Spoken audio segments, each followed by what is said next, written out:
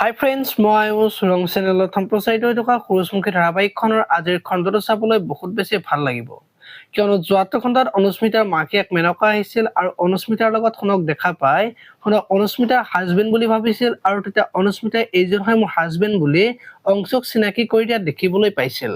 আজিৰ খণ্ডটোত অনুস্মিতাৰ মাক ঘৰৰ ভিতৰলৈ সোমাই ৰাখিব আৰু ঘৰটো ইমান সৰু তুমি কেনেকে আছা বুলি অনুস্মিতাক ক'ব আৰু তেতিয়া মেনকায়ো ইমান সৰু ৰুম দুখোজতে শেষ তুমি কেনেকে ইমান কষ্টত আছা বুলি ক'ব আৰু তোমালোকৰ ঘৰটো ফুটবল খেলিব পৰা আছিল বুলি ক'ব আৰু অনুস্মিতাৰ হাতত কাপোৰ দেখা পাই এয়া কাৰ কাপোৰ বুলি সুধিব আৰু তুমি কাপোৰ ধুবা নেকি বুলি অনুস্মিতাক সুধিব আৰু তেতিয়া অনুস্মিতাই মই ধুম বুলি ক'ব। এতিয়াও মাকে কি ক'ব দেখিবলৈ পাব আজিৰ খণ্ডটোত। এইফালে আকৌ ত্ৰিদীপ আজি ডিউটিলৈ নাযাওঁ বুলি কৈ যাবলৈ ওলাব আৰু তেতিয়া মাকে চাহ দিব আৰু ত্ৰিদীপে নাখাওঁ বুলি কৈ যাবলৈ ওলাব আৰু তেতিয়া মাকে তই আজি ডিউটিলৈ নাযাওঁ বুলি কৈ যাব ওলালি যে বুলি সুধিব আৰু তেতিয়া ত্ৰিদীপে ভবা কথাবোৰ হলেতো কথাই নাছিল বুলি মাকৰ আগত কোৱা দেখিবলৈ পাব। আনফালে আকৌ মাকে আজি মেনকাক সোণহঁতৰ ঘৰত থাকিবলৈ ক'ব আৰু তেতিয়া দেউতাক নুসুধাকৈ নালাগে নেকি বুলি ক'ব আৰু তেতিয়া মাকে কিয় তেওঁ সুধিব লাগে বুলি কোৱা দেখিবলৈ পাব। আপোনালোকে সূৰুযমুখী ধাৰাবাহিকখন চাই কেনেকুৱা পাই কমেন্ট কৰি জনাব আৰু যদি আপোনালোকে এতিয়ালৈকে চেনেলটো ছাবস্ক্ৰাইব কৰা নাই তেতিয়াহ'লে চেনেলটো ছাবস্ক্ৰাইব কৰি